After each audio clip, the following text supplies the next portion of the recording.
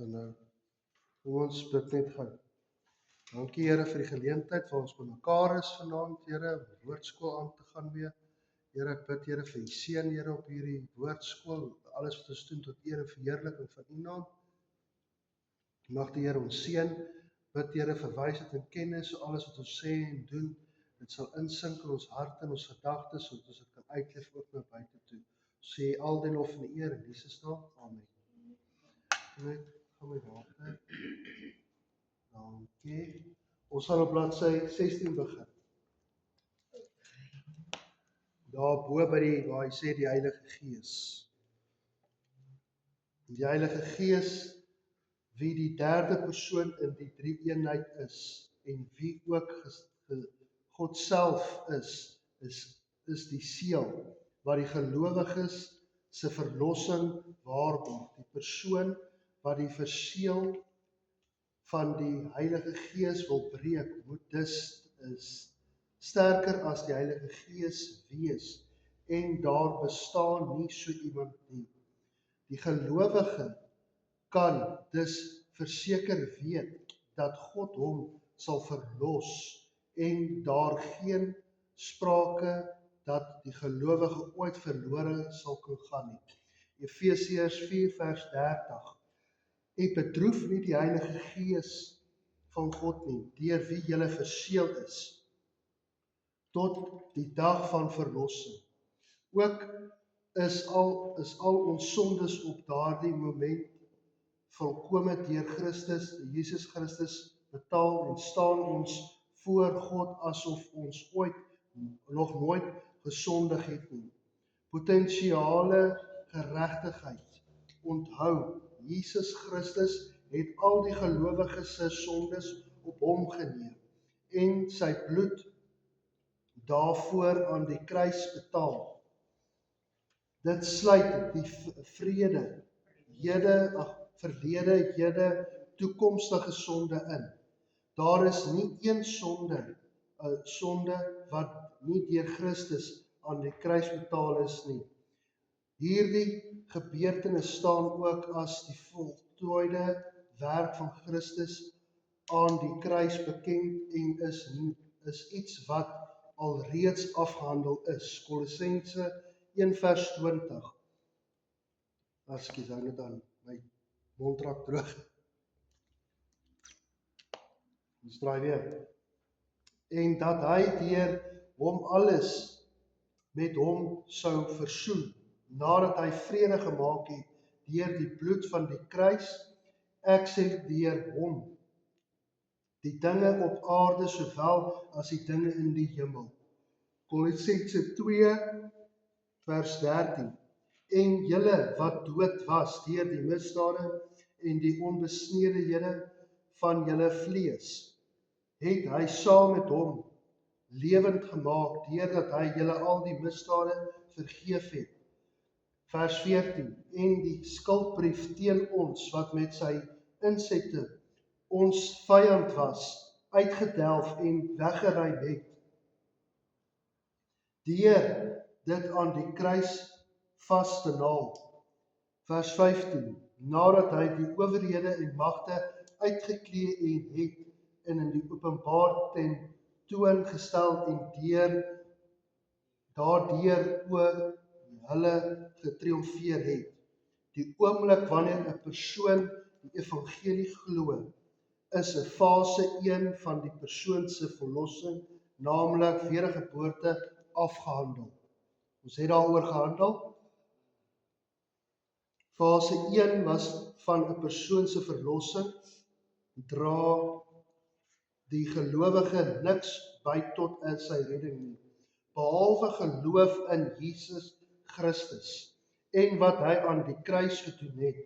Geen werke word in hierdie fase van 'n persoon se redding vereis nie. Ook kan geen werke by die evangelie gedoen word om gered te word nie. Sou daar werke of enige ander vereiste, behalwe geloof alleen by die evangelie gevoeg word die ware evangelie verander in 'n werke evangelie, wat nie die hoorder daarvan sal kan red nie. Die persoon wat so 'n werke evangelie verkondig, kom dan onder die vloek van Paulus in Galasiërs 1 vers 8 en 9 uitgespreek.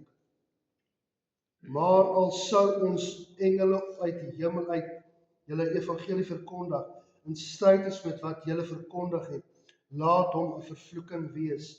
So sê ek nou ook weer, as iemand julle evangelie verkondig in stryd met dit wat julle ontvang het, laat hom 'n vervloeking wees. Dis so die waarheid daai, voordat ons aangaan. Dit is eintlik nogal hartseer. As jy daaraan dink, hoeveel koop die evangelie? Ek kyk so 'n videoklip en ek sal kyk of ek vir julle kan aanstuur. Die ou kom en hulle wys hierdie videoklip waar hierdie pastoor uit die kar uitklim en hulle vra vir hom, hoe het jy dit reg gekry om die evangelie te verkoop aan mense, om ryk te word? En hy sien niks fout daarmee. Die dag toe hy tot sterwe kom, toe hy voor die poorte kom, toe sê die Here vir hom, gaan weg voor my, ek ken jou nie, want jy het my evangelie verkoop. So daaroor het hy die hemel gemis. Hy het alles reg gedoen, hy was 'n kind van die Here, hy het mense gered, maar hy het die evangelie verkoop, sodat hy sy sak vol kon stoot. En dit is hartseer as mense daarna val. Ons kan baie uitwys. Baie plekke verkoop het, ek het julle al gesê. Scan as ek jou salf, moet jy gou net vir my jou kredietkaart gee. En dit werk nie. Belangrijk is iemand gaan dit vir 'n persoon, nee? Dan moet jy daai persoon betaal dat hy daai persoon Korrek. Mense offer vir die geld, Ja, dan moet jy dit net weier. ja, Al wat ons altyd sê is, ons verdien dit om ons dit ontvang, en nie sal ons dit gee. ja, jy kan nie daarvoor iets, Jy kan dit nie verkoop nie. maar dit behoort nie aan ons nie. Ek sê altyd, as iemand my dit vra, dan sê ek, die eer behoort aan die Here, nie aan my nie. Dis maar net sy werktuig. Elisa het dieselfde gedoen, Elia het dieselfde gedoen. Toe die koning kom en sê, hier is 'n pot vol goud, toe sê hy, nee, dit is vir die Here die eer, nie vir my nie. Petrus en Johannes doen dieselfde, hulle vat nie geld nie, die Here kry al die eer. Doen ons dit nog so? Die evangelie gaan oor wat God in Jesus Christus vir die mens gedoen het. En dat die mens kan niks tot God se genade werk bydra of verbeter nie. Dit gaan oor hoe lief God die mens gehad het en nie oor hoe wonderlik die mens is nie. Daar was niks in ons wat God na ons toe getrek het nie. Dit was sy liefde en niks anders nie, want Jesus is op 'n plek gekruisig toe, wat Jesus is in ons plek, die kruis toe gestuur het. God het ons sonde op Jesus Christus geplaas en hom in sy plek gesterf, sodat hy regverdig kon wees indien hy ons op grond van Jesus Christus se voltooide werk aan die kruis vryspreek. Romeine 3 vers 21 tot 23 sê, maar nou is die geregtigheid van God geopenbaar sonder die wet, terwyl die wet en die profete daarvan getuig. Die geregtigheid, naamlik wat God deur die geloof in Jesus Christus vir ons almal en oor ons almal wat glo, want daar is geen onderskeiding nie, want ons almal het gesondig en ontbreek hulle van die heerlikheid van God. En hulle word deur sy genade sonder verdienste geregverdig deur die verlossing wat in Jesus Christus is. Vers 25. Hom het God voorgestel in sy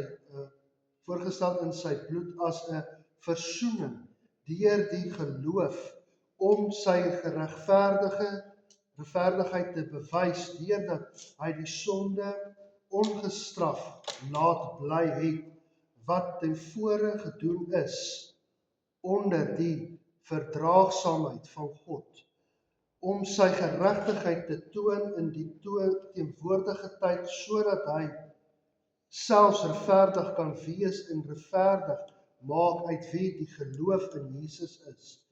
Waar is dan die roem? Dit is uitgesluit deur watter wet van die werke? Nee, maar deur die wet van die geloof. Ons neem dus aan dat die mens geregverdig word deur die geloof sonder die werke van die wet. Dis baie om aan te dink eintlik. Sy vat hoe ver gaan die wet eintlik uit vir ons. Wanneer daar in die Bybel na fase 1 van 'n persoon se verlossing verwys word, is dit opmerklik dat die tydvorm hoofsaaklik in die vrede tydvorm gestel word. Fase 1, naamlik wedergeboorte, is die eenmalige gebeurtenis op 'n punt in tyd. Wanneer 'n persoon die evangelie glo en wedergebore word, waar gelowiges in die Bybel aangespreek word en fase 1 van verlossing, naamlik wedergeboorte, die onderwerp blyk te wees, sal die Bybel hoofsaaklik na hierdie gebeurtenis verwys as iets wat alreeds plaasgevind het. Kom ons kyk na die voorbeeld. Titus 3 vers 5. Nie op grond van die werke van die geregtigheid wat ons gedoen het nie, maar na sy barmhartigheid.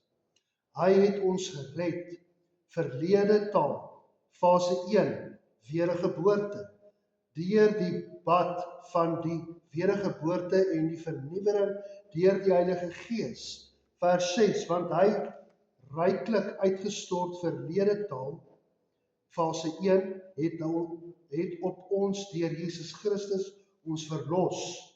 Vers 7, sodat ons geregverdig deur sy genade erfgename kan word ooreenkomstig die hoop van die ewige lewe.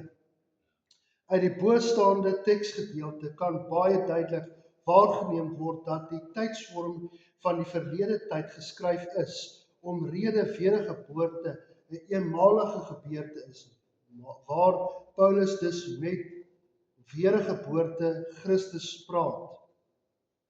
Verwys hy altyd na die redding as iets wat in die verlede plaasgevind het, sodat uit die bostaande teksgedeelte gesien kan word, wanneer daar 'n fase 1 van 'n persoon se verlossing verwys word, sal die tydsvorm altyd in die verdeeltydsvorm gestel word.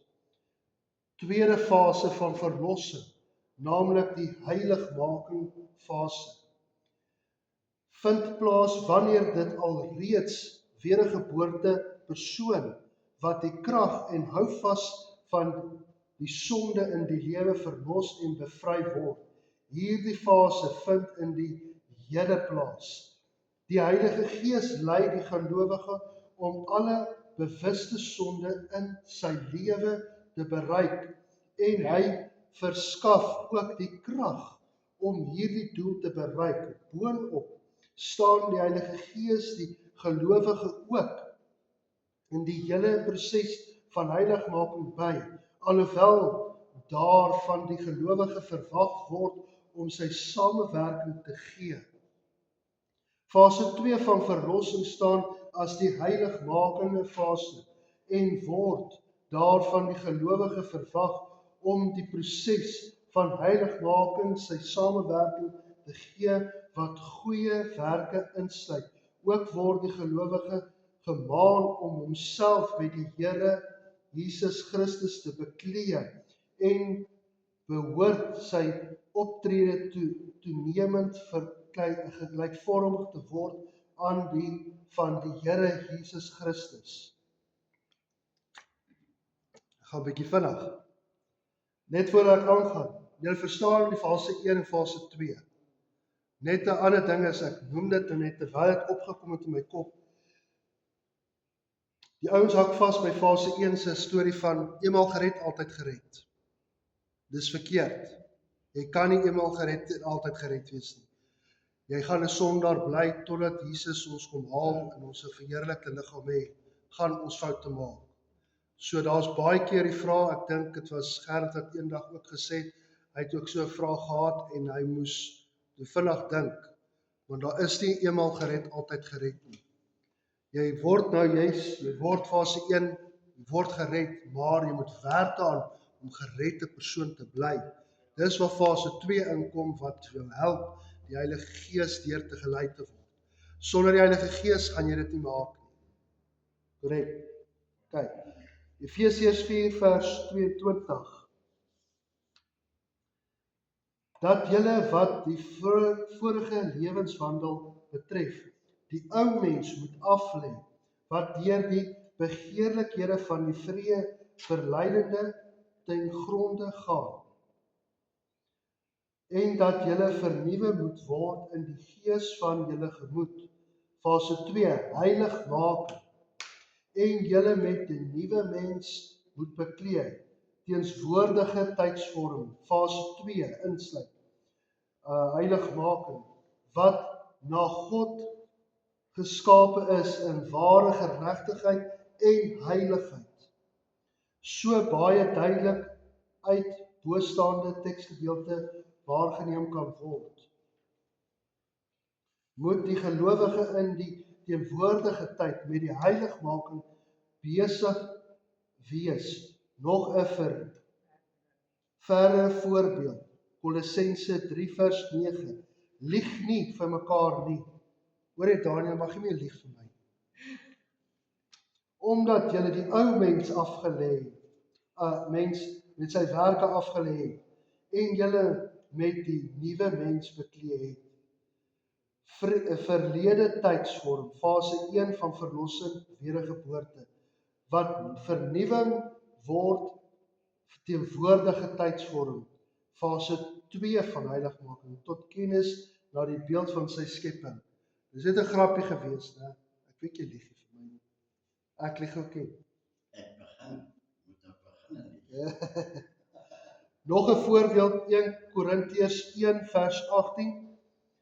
Want die woord wat die kruis is wel dwaas vir die wat verlore gaan, maar vir ons wat gered word, teenwoordige tydsvorm, fase 2 van verlossing, heiligmaking, is dit die krag van God.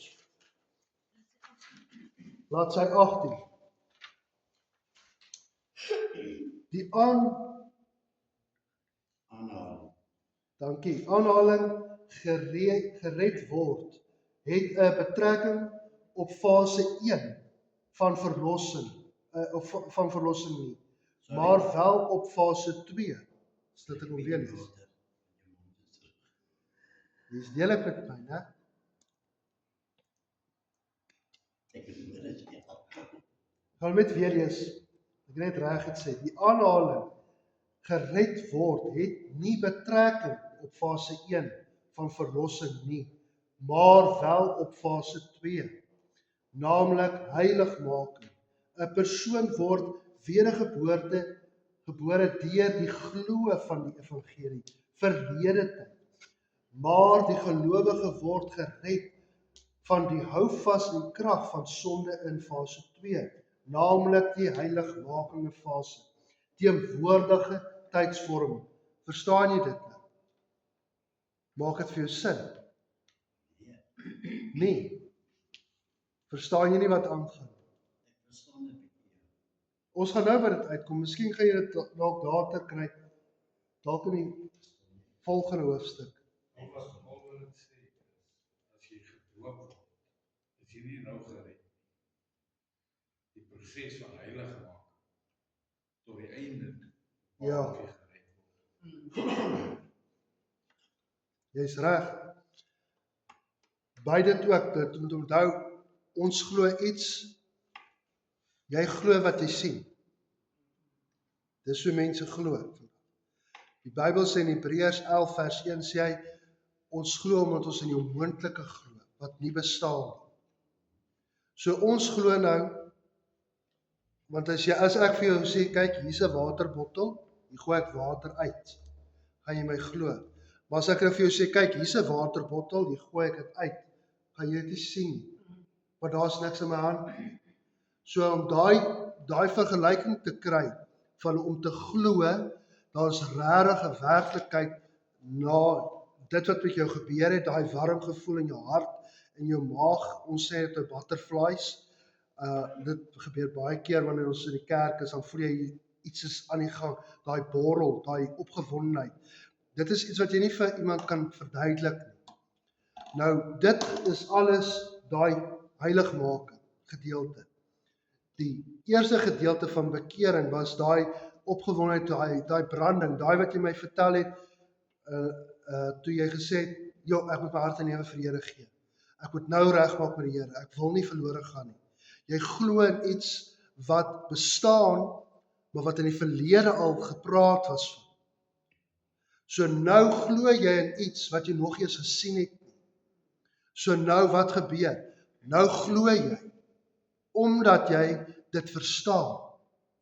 So dis hoekom ek ook, wanneer ek ook bedien ek sodat dit eenvoudig is. Want ek kan al hierdie hoofwoorde, ons het al 'n paar keer hoofwoorde gelees hierso. As ek al hierdie hoofwoorde, dan gaan die ouens opstaan. Dan gaan hy vir my sê, nee, help. Ek sien nie besig in 'n lektor nie, 'n universiteit nie. Universiteit leer hier al hierdie woorde. Ek wil hoor, so baie mense moet dit hoor, dit is wat, nou gaan die gedeelte, Jesus kom in die vertrek in, toe hy al klaar opgestaan het uit die dood uit. Die disippels is daar, hy ontmoet die disippels. Thomas sê, ek sal nie glo nie voordat ek my vinger in sy hand kan druk, in my hand in sy sy kan druk nie. En wat doen Jesus toe? Dit is die fase 2 gedeelte. Toe Jesus inkom, toe sê hy, Thomas, hier's my hand. Thomas, hier's my sy. En buite dat hy geskrik het, ek kan dink hy het dit in elk geval gedoen, om seker te maak. En daai woorde daarna, ek weet nie of ons dit gaan lees nie, maar hy sê ook, salig is die wat glo en nie gesien het nie. Daai woorde slaat vas in 'n mens se hart. Mense wat inkom en sê, ja, wys my God. Dan moet hulle eintlik kyk en vir jou sê, hier's hy. Hierdie ou moes nie staan. Jy moes hier daar sit, jy moes nie wees. Want volgens die genade van God, moes ons hier gewees het. Fase 1 moes dan nie bestaan het nie. Maar omdat fase 1 bestaan het, dat Jesus gesterf het aan die kruis, maak dit dat fase 1 en 2 belangrik raak vir my. Nou soek ons heiligmaking, nou soek ek om te leef. Ek streef na heiligmaking, want ek wil heilig leef. Ek wil nie meer 'n dronkaard wees nie. Ek wil nie met dwelms vasgevang word nie, want ek soek iets wat beter is. Ek vat byvoorbeeld, ek gaan 'n sportgedeelte gebruik. Iemand wat sport doen, ek wat sport gedoen het, ek wil altyd beter gedoen het. Ek wil kyk om die beste te wees, ek wil wen. Ek oefen harder om te wen. Maar sodra ek begin terugsit en begin wag dat die wenkant na my toe kom, gaan ek nie wen nie. Wanneer bly jy die beste kampioen? Wanneer jy oefen. En jy werk daaraan om die beste te bly. Die kampioen wat 'n kampioen bly, is die een wat werk daarvoor. En dis dieselfde in ons geestelike lewe, wanneer ons kom by daai gedeelte van die fase 1 en 2, is dat ons moet dit werk om heiligmaking te kan nastrewe. Dit is dieselfde soos jy klim in die bokskruit met die beste ou in die wêreld. Maar jy weet jy gaan hom platslaan want jy het geoefen. Jy het net bietjie meer tyd ingesit. Dis hoekom baie dit nie sal verstaan, dis hoekom eintlik Bybelstudie so belangrik is vir heiligmaking.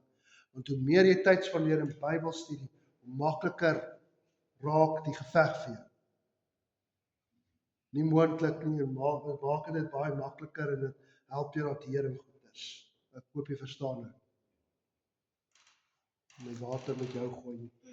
Sal kinders drink. Dis soda water daai wat jy. Ekskuus? Soda water.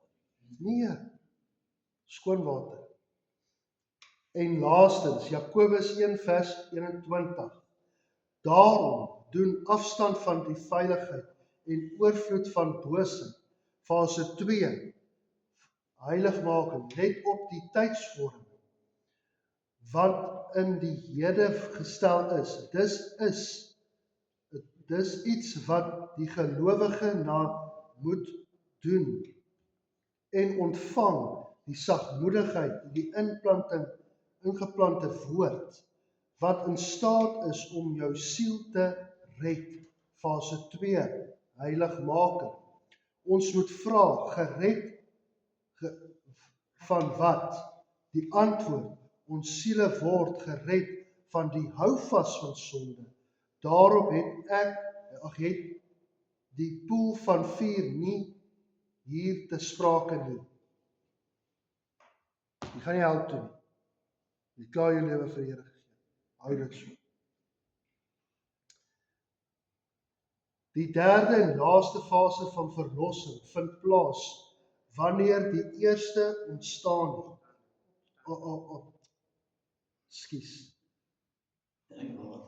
Wanneer die eerste opstanding wat met die wegraping begin plaasvind en die waaraan slegs wedergeboorte mense deel van sal uitmaak. Lees gerus die reeks artikel wegraping. 1 Konings 15 vers 51 tot 53, 1 Tessalonisense 4 vers 13 tot 18. Ek dink daai is Korintiërs, is die konings. In hierdie fase, wat die verheerliking fase genoem word die gelowiges geskei van die teenwoordigheid van sonde en die fisiese dood, wat siektes insluit. Daar kom ons nou by 'n ding. Hier kom die siektes en goeders nou. Daar sal ook opgemerk word dat die tydsvorming hoofsaaklik in die toekomstige tyd gestel word. Kom ons gaan kyk na 'n voorbeeld.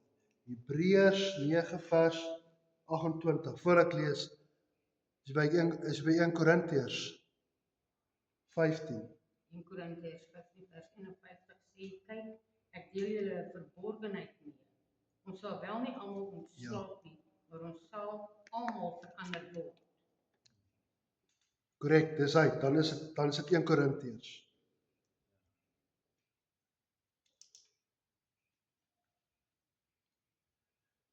Hebreërs 9 vers 28. So sal Christus ook, nadat hy eenmaal geoffer is, om die sonde wat baie weg te neem, vir die tweede maal sonder sonde verskyn, aan die wat hom verwag tot saligheid. Die toekomstige tydsvorm, fase 3, verheerlike fase. So die Here gaan weer kom om ons te kom haal, weer sonder sonde. Jesus het nie sonde nie. Hy kan nie gesondig het nie. Anders sou hy nie vir ons kon sterf nie. Die voorbeeld van dit is, die lammetjie was altyd in die Ou Testament gebruik om te offer vir ons sondes. Jesus is die volmaakte lam gewees vir ons sondes en hy kom weer as die volmaakte lam van God.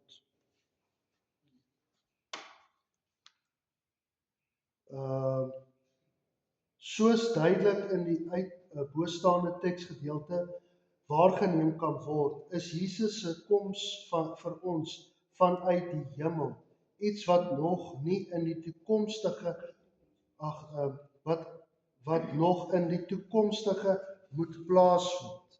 Dit moet nog plaasvind. Dis toekoms. So die verheerliking kom nog. Filippense 3 vers 20, want ons burgerskap is in die hemel, waar ons ook as verlosser verwag die Here Jesus Christus, wat ons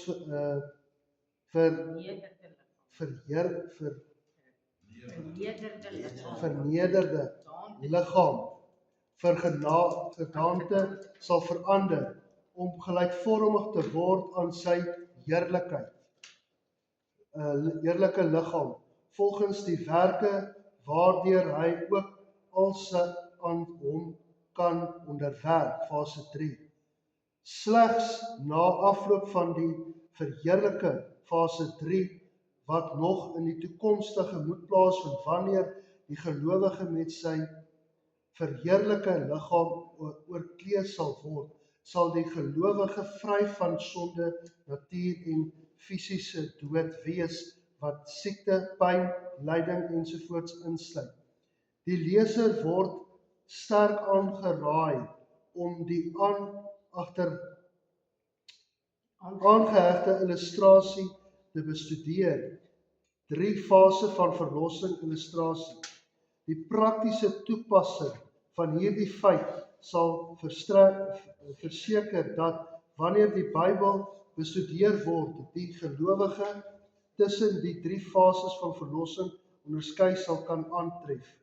Vir die korrekte uitleg en verstaan van die Bybel is dit die gelowige uiters belang om te kan bepaal na watter fase van verlossing die skrywer van die Bybel in 'n gegewe teksgedeelte na wys. Indien teksgedeeltes soos Filippense 2 vers 12 bestudeer word, dan wil dit ook voorkom asof die gelowige sy eie heil moet uitwerk. Dit wil ook verder voorkom of hierdie teksgedeelte met daardie teksgedeelte in die skrif in botsing is, omrede dit op ander plekke in die Bybel duidelik gestel word, dat 'n persoon slegs op grond van geloof alleen verlos kan word, nie deur werke nie. Indien 'n persoon die 3de fase van verlossing, soos dit hier in die eerste gedeelte van hierdie artikel uiteengesit is, in gedagte hou, sal die leser help om die teksgedeelte in konteks van die waarheid uit te lê en te verstaan. Kom ons gaan pas nou hierdie beginsel op Filippense 2 vers 12 toe. Ek kan nie daar lees nie. Want wyn word met die Gees gevul. Word op die prentjie. Ja, op die prentjie. Wyn is 'n wat? Wine Wine is 'n mokker. wine is a mocker, strong drink is a, and whosoever is desired thereby is not wise. Proverbs 20 verse 1. Spreuke 20 vers 1. Spreuke 20 vers 1. Ek kan daar onderste is Spreuke, daar is nou weer net daaronder ingesit. So Spreuke 20 vers 1. Dit het ek nogal ook gesien. Baie mense stry oor drank en goeters en dan as jy by daai kom, dan sê ons nee, maar dis Ou Testament. Die wyn is 'n spotter en sterk drank 'n lawaai maak. Ja, En elkeen wat daardeur bedwelm raak, is nie wys nie. wat wil jy sê? Sien wat kom nou so. Ek gaan deur die ander geval. En 2 dae daarna word ek aangevul om te sê ek nou drink. Byvoorbeeld 'n drankie vat of 'n sigaret vat of wat. Nee. Dan is ek nog steeds weer terug op die drink. Van word. Jy mis dan een van die fases in jou lewe. Wat is die eerste fase wat ons sê in ons lewe? Is om dit af te lê. Nou, wanneer jy deur die doopwater gaan, dan werk jy daaraan om nie daarin te val nie, want jy lê die ou mens af in die water en jy word bekleed met 'n nuwe mens. So wat is heiligmaking? Heiligmaking is om te strewe na iets wat, ek wil amper vir jou sê, ek gaan nou so sê, wat nie op aarde is nie. Wat is as ons moet sê, ons ontbreek, as die Bybel sê, ons ontbreek ons van die heerlikheid van Christus. Hy is in die hemel, ons is op aarde. Wat is die probleem? Ons word beproef elke dag. So jy gaan elke dag met rook en drank besig gehou word. Iemand gaan die hele tyd jou beproef daardeur. Die duiwel gaan jou toets daar. Waar Jesus nou nie getoets word nie, want hy's in die hemel. So iemand wat nou in die hemel is, kan nie weer getoets word nie, want hy's klaar in die derde fase, heiligmaking.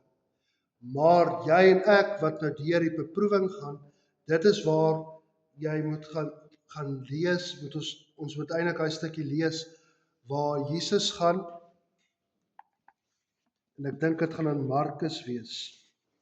Ek gaan dit net gou gekry vir jou.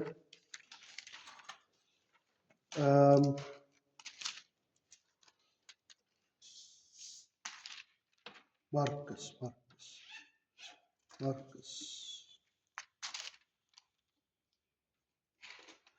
Ja, kom ek vat maar Markus. Markus is die maklikste ene. Markus 1 vers 9, die doop en die versoeking van Jesus. Hoor wat sê hy hierso. Hy sê, en in daardie dae het Jesus wat die Nasareër in Galilea gekom en deur Johannes in die Jordaan gedoop. En dadelik toe hy opklim uit die water, sien hy die hemel skeur en die Gees soos 'n duif op hom neerdaal.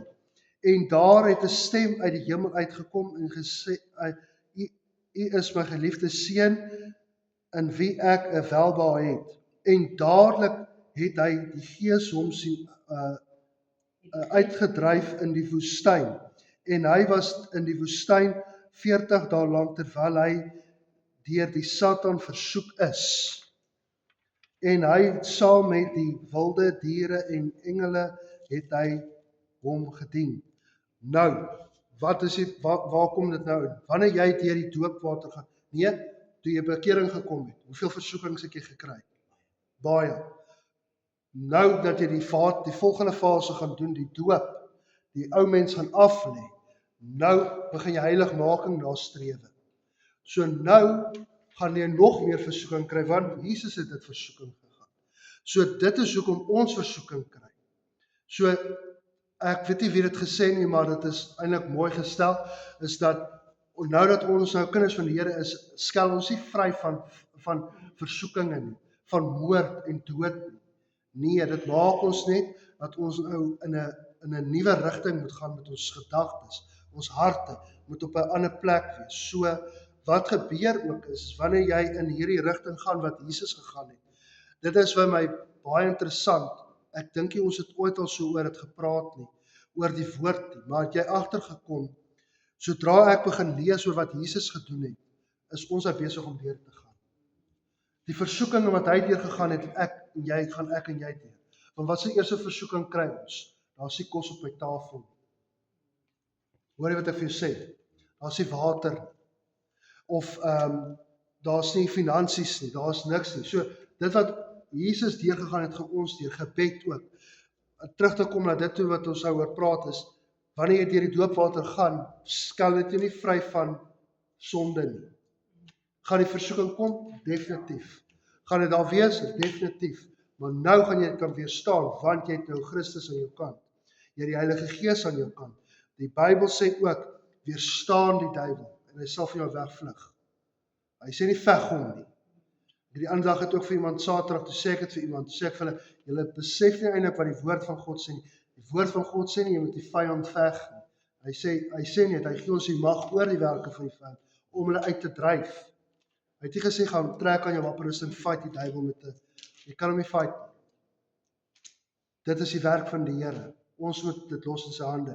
So dieselfde met, wanneer jy kom by daai versoeking, wanneer dit daai versoeking gaan kom, en jy het dit al genoem vir my, ek dink ons almal sit hier so met versoekings, maar Wat is die verskil nadat jy deur die doopwater gegaan het? Is dat jy daai besluit gemaak, ek gaan nie daarvoor val nie. Ek gaan teen dit staan, want dit is nie meer lekker nie. Dit is nie gesond. Jy weet self, op jou, hoe ouer 'n mens word, ek kan amper sê wyser word. Maar hoe meer jy begin besef, wat is die werklikheid van 'n saak, hoe makliker raak dit vir jou, luister, dis nonsens om te staan en drink. Dis tydmors, dis geldmors. Wat wil die Here hê van my af? Heiligmaking. Waarna moet ek streef? Om by die Here te wees, in sy voete te wees. Dit is begin heiligmaking nastreef. Dis hoe die Heilige Gees werk. Alles het 'n werking daar op mekaar. So, hoop jy verstaan dit. Beter.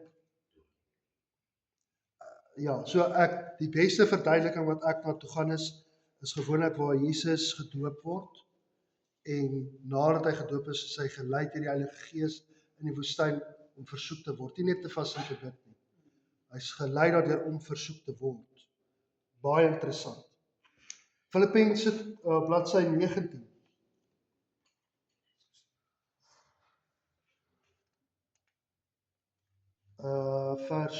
Filippense 2 vers 12.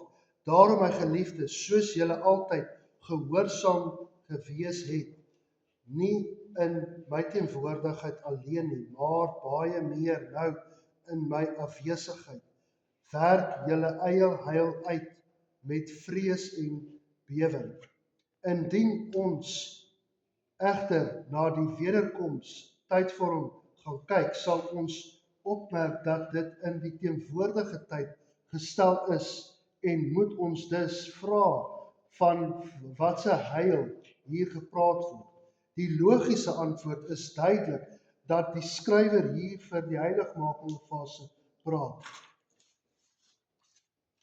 Naamlik fase 2 wat verlossing, waar dit van die gelowige verwag word om samewerking en die krag van die Heilige Gees, die houvas en die krag van die sonde in sy lewe moet verbreek.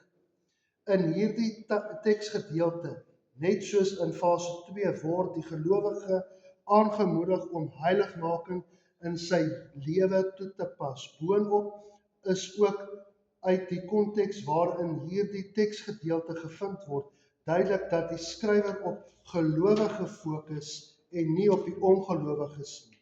Indien fase 1, naamlik wedergeboorte, die onderwerp van teksgedeelte was, sou die skrywer nie sy leser aangesê het om hul eie heil uit te werk nie. Iets wat ons kan doen om die ewige lewe te ontvang nie. Anders sou hy 'n werke evangelie verkondig wat met die Bybel in botsing is.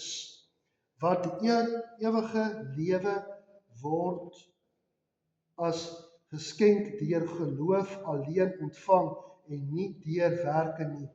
Hy sou eerder in evangelie aan die nou het ek my plek verloor. Moes verkondig. Is ek reg, né? OK, maak dit seker. Verloor ek hom. Omdat deur glo daarvan wedergeboorte te raak, iets wat Jakobus nie in die konteks van hierdie brief doen nie. Die gelowige se posisionele stand van God as sy kinders word glad nie in hierdie teksgedeelte aangespreek nie en is hulle ewige sekuriteit in Christus ook glad nie ingedrang nie.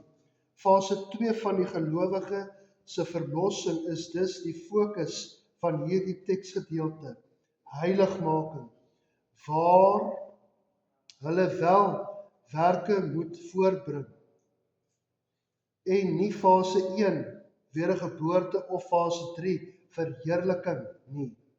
Dus word 'n persoon nie deur geloof plus werke gered nie, maar slegs deur geloof in die voltooide werke van Christus vir daardie persoon aan die kruis. Die Here verwag egter dat die gelowige met die Heilige Gees moet saamwerk in die heiligmakingproses. Die gelowige se lewenswandel behoort altyd meer en meer soos die van Jesus te word, sodat sy huidige lewenswandel ooreenstem met sy stand in Christus. Dit is die wil van die Vader vir alle gelowiges. Derhalwe kan 'n gelowige met alle eerlikheid verklaar dat hy verlos is, fase 1. En wedergeboorte, verlos word, fase 2, heiligmaking, en verlos sal word, fase 3, vir die verheerliking wat met die wegraping, eerste opstanding in vernuwing, vervulling sal gaan. Hierdie uiteensetting is die 3 fase van verlossing, kan op alle moontlike teksgedeeltes soos Jakobus toegepas word in hierdie reëls. Konteks,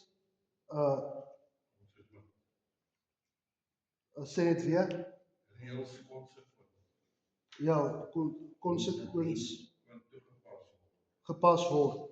Sal dit daartoe lei dat die skynbare konflik in moeilike teksgedeeltes verwyder word. Die leser word aangeraai om hierdie waarheid in gedagte te hou, soos ons die Bybel bestudeer. Boonop sal die toepassing van hierdie metode die bestudering van die Bybel heeltemal vermaaklik, wat daartoe sal lei dat meer genot uit te lees van die Bybel bekom word. Daai prentjie, die 3 fases van verlossing. Ek sal kyk om dit so op my YouTube ding te kan ook opsit. Dis eintlik nog interessant, die fase 1 wedergeboorte met skrif daarby. Julle kan daai skrif sien dan, hè? Dit is 3 vers 5. Eerste fase. En Handelinge 16 vers 1. Dis hy. So ons kan daai gebruik, ek sal kyk om dit aan te stuur vir julle ook, saam met 'n ander videoklip wat ek wil aanstuur, en met die ander prentjie ook. Net om 'n idee te gee hoe dit werk eintlik. So daardeur kan julle sien hoe dit eintlik moet wees.